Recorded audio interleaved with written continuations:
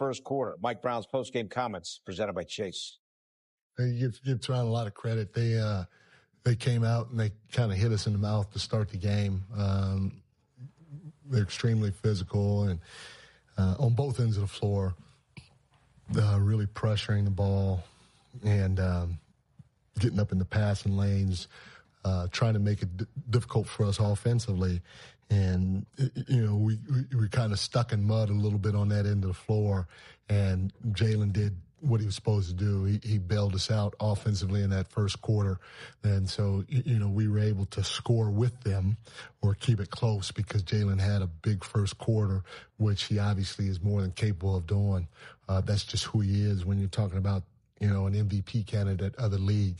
And then, after that first quarter, everybody on our team just started getting aggressive. We just said, forget what we're supposed to be doing offensively. If they get up in you, just attack, drive. If you can finish, go ahead and finish. If you draw a two, go ahead and kick it.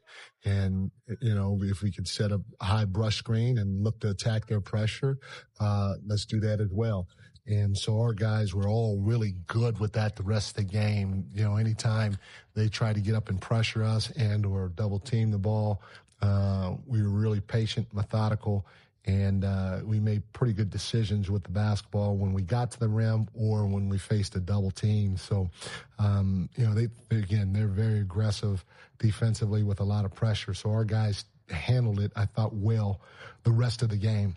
That second quarter, we were really good defensively, to hold a team like that to 13 points in a quarter. That was the difference of the ball game.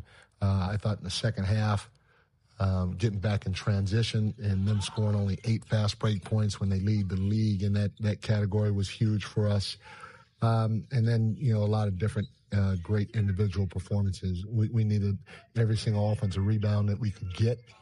And, scoring 25 points off of 14 offensive rebounds was huge with Mitch and Kat coming up with a combined 9. But at the end of the day, continuing to find ways to get stops against this team because they're just so good in transition and trying to spread you out. It was awesome to see.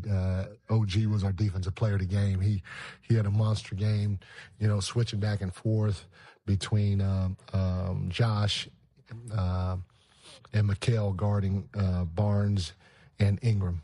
Great game by all three of our guys defensively against those two guys. Like that second quarter, you mentioned it defensively. It felt like one of the best 6-minute stretches this group has put together. What did you see it? From my point of view, it looked like just guys swarming, suffocating, just everybody kind of on a string there. No, 100%. We were definitely on a string. And every time the ball moved, all 5 guys moved. All 5 guys were in sync. We had a couple of what we call rear view challenges. Those guys are great scorers. And when guys get to their spots, if we're in our shifts, which our guys were tonight, you can help bother and or block some of those shots from behind. And I thought our guys did a pretty good job in their shifts and creating some opportunities to get a rear view challenge. But more importantly, we ended it with a defensive rebound, and we were able to get out and go the other way on them. How much does Josh's shooting at this level just unlock not just his game, but just what this offense can do and how teams have to guard him eventually? Yeah, I tell you, it's interesting, to continue to see teams put their 5 on him. I think he's shooting close to 40% from the 3.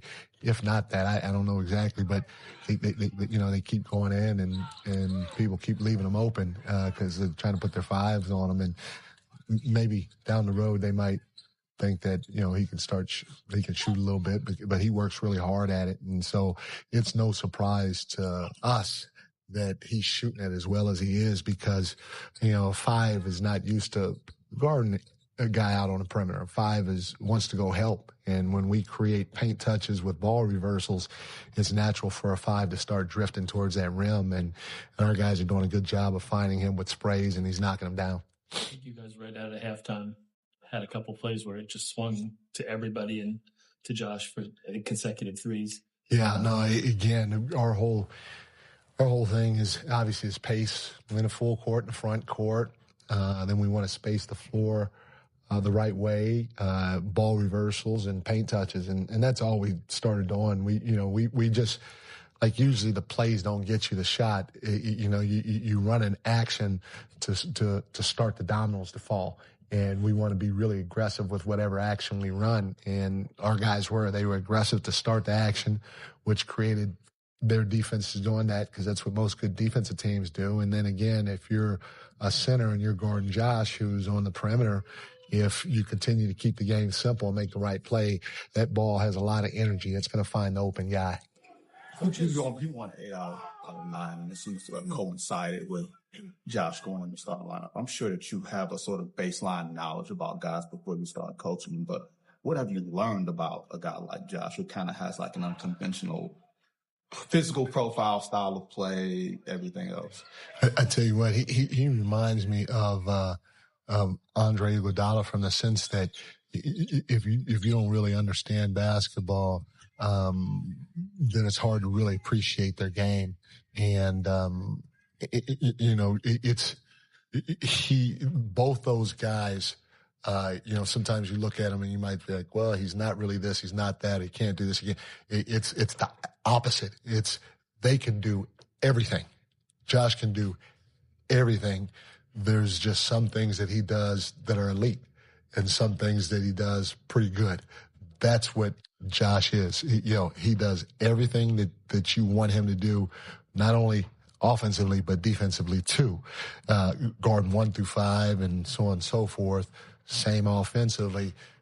Some of the things he does elite at an elite level, and some of the things he does at a pretty good level. And when you have a player with an IQ of Andre or Josh, man, good things can happen for your whole team, and it makes your job easier as a head coach. You talked about Jalen bailing out early. Yeah. Did you look when they started sending him to it, and you like the way he got off the ball? And 100%. He was. He was really patient with it. He played off of 2 feet. He made on-time, on-target passes. He was fantastic when they started sending 2 at him, whether it was to hit him, or it was to blitz him in a pick and roll. But I also have to give the guy that went to the middle of the floor and the rest of the guys that spaced the floor the right way, I got to give them a lot of credit too, because they helped Jalen make his decisions easier. Coaches often speak of teams finding their identity, whether it's Josh in the lineup or just the way you guys have been rolling the last few weeks. Do you feel like this team has found its identity? And if so, what would you say it is? Yeah, we're starting to figure out who we are. I've said this before.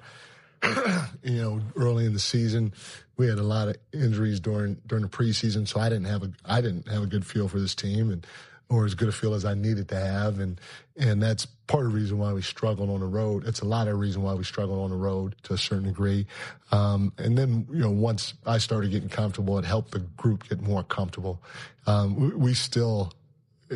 I know it sounds crazy, but we still have a lot of room to grow on both sides of the floor. We could be an extremely high-level defensive team.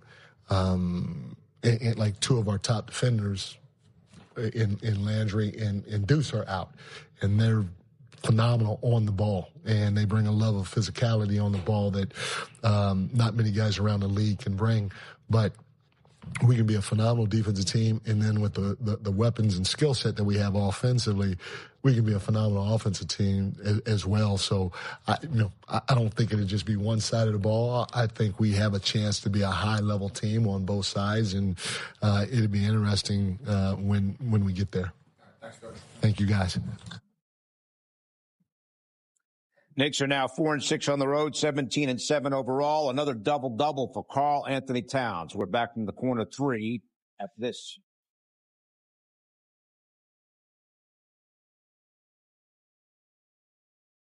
Hear him roar afterwards. Look at him taking it hard to the rack, flexing for the camera. Karl-Anthony Towns, we called it a gritty effort by him in this game. Gritty on the boards, gritty defensively, and that dunk was nasty. Cathartic. I like that. That's good. I like that. Back now from the corner 3, presented by Michelob Ultra Superior Light Beer. And 3-point shooting important tonight, Alan. The Knicks, as it is every 16 night. of 35 from downtown. Really shot the ball well. They did. And without Deuce McBride, who's been shooting the 3 really well. And the Raptors don't shoot the three-point well. So, again, another way to get through an early, slow start defensively is knocking down your threes. Jalen Brunson being great, but that three ball, they didn't take 40. They didn't get to 40 in this game, but they made a high percentage, making 16 of them. All right, Knicks in Orlando now for the fourth time this year.